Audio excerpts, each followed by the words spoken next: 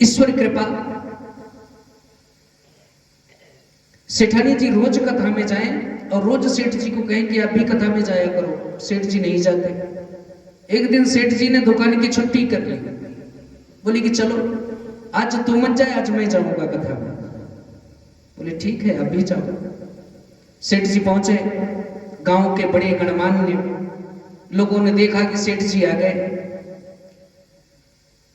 उठकर आसन दे दिए कि आइए, बिठा दिए, भाई बैठिए। और जैसे ही कथा शुरू हुई, व्यास जी ने उपनिषद ही कहा था, सेठ जी को नींद आ गई। क्योंकि कथाओं में कभी भी जाओ तो देखिएगा कि नींद बड़ी अच्छी आती है कथा में।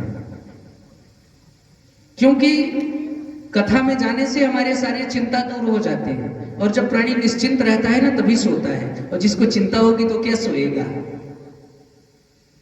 सेठ जी को नींद आ गई, सेठ जी सो गए। 4 घंटे के बाद कथा समापन हुई, सभी अपने अपने घर चले गए। सेठ जी को अब जिसका वो बिछाने वाला आसन था, उसने कहा कि भाई सेठ जी उठो। उठे। बोले कथा हो गई? बोले हाँ जाइए। अब महाराज सेठ जी पहुंचे घर। सेठानी जी ने पूछा क्यों, कथा कैसी लगी? बोली कथा बड़ी अच्छी है, तभी तुम रोज जाती हो। सेठ जी को लगा कि वहां सोने को मिलता है, इसलिए सेठानी रोज चली जाती है कि घर का काम काज न करना पड़े, कथा में जाएंगे तो आराम से सो लेंगे, नींद मस्त आएगी। बोले कि अच्छा ये बताओ कि कथा में आपने सुना क्या? बोले कथा में तो बस 3 चीजें होती हैं, आइए, बैठिए और जाइए। भाई उन्होंने पूरे कथा में सिर्फ 3 ही चीज सुनी, आइए, बैठिए और जाइए।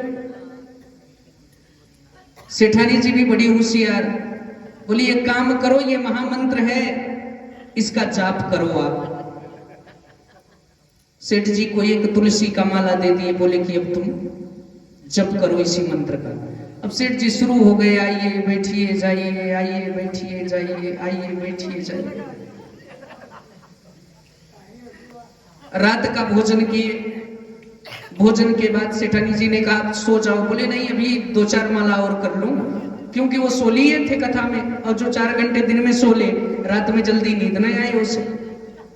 सेठानी जी तो सो गई।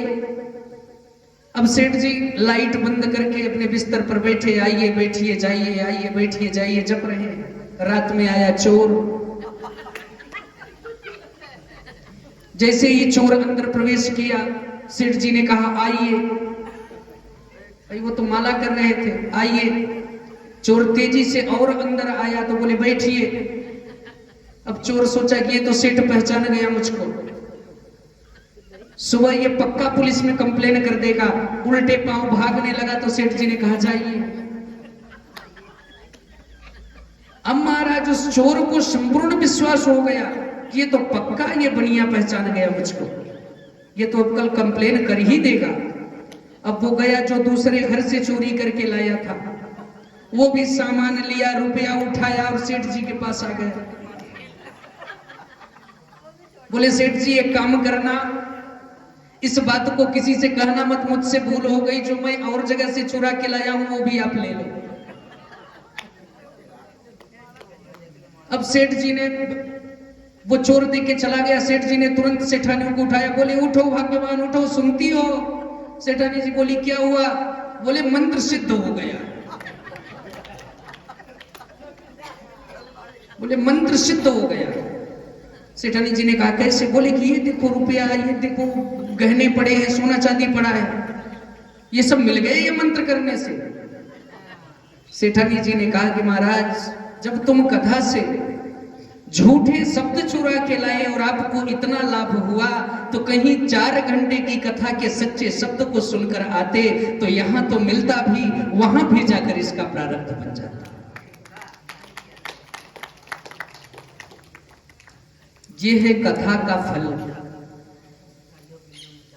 जाकी रही भावना जैसी, प्रभु मूरत देखी तिन तैसी। शास्त्र भी कहते हैं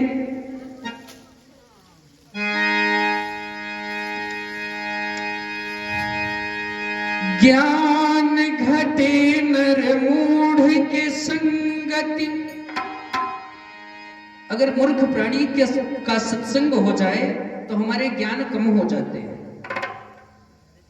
ज्ञान घटे नर मूढ़ की संगति, बुद्धि घटे विषय भरमाए। तेज घटे पर नारी के संगत, आलस्य आवे बहु भोजन खाए। जब ज्यादा भोजन हो जाता है ना तो शरीर में आलस्य लगने लगती है। प्रेम घटे नित ही कछु मागत।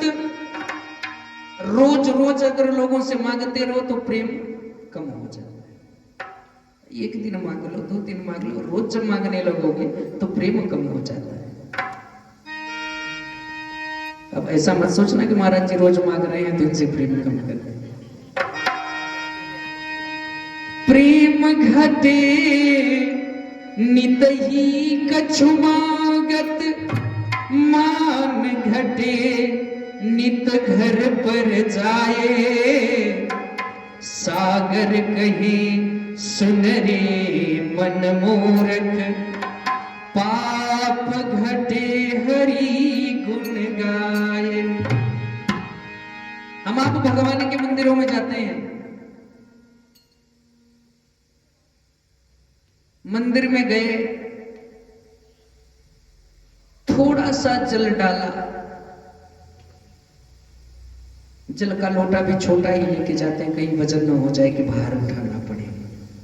थोड़ा सा जल डाले, थोड़ा सा समय भगवान को दिया और दुनिया भर की अपनी आपत्ति भगवान को सुना दी। भगवान तू मेरा ये काम कर दे, ये वाला कर दे, ये वाला कर दे, ये वाला कर दे। और जब ऐसा तू कर देगा तो मैं आकर के तेरे यहां सममणि कर दूंगा। कभी भी रोज जाते हैं मंदिर ना, रोज भगवान से मांगते हैं, और रोज रोज जब मांगोगे तो कौन देगा भाई? 1 दिन 2 दिन ठीक है, नहीं तो भगवान भी कह देगा कि काम करो। गणेश जी को बोल देगा, जाओ बोल दो कि बाबा नहीं है, कल आना। कभी भी मंदिर में जाओ तो मन में कामना से पूर्ण होकर मत जाओ, कामना से रहित होकर जाओ। कामना मन में ना रहे। अपना भगवान के प्रति जो भी श्रद्धा सुमन अर्पण करना है अर्पण करो। और अगर ऐसा आप करते रहोगे तो एक दिन आपसे खुद महादेव कह देगा, आखिर ये रोज आता है मेरे पास, कुछ मांगता नहीं, इसकी आवश्यकता क्या है? और जिस दिन पूछने पर बताओगे उस दिन बाबा आपकी सारी इच्छाएं पूर्ण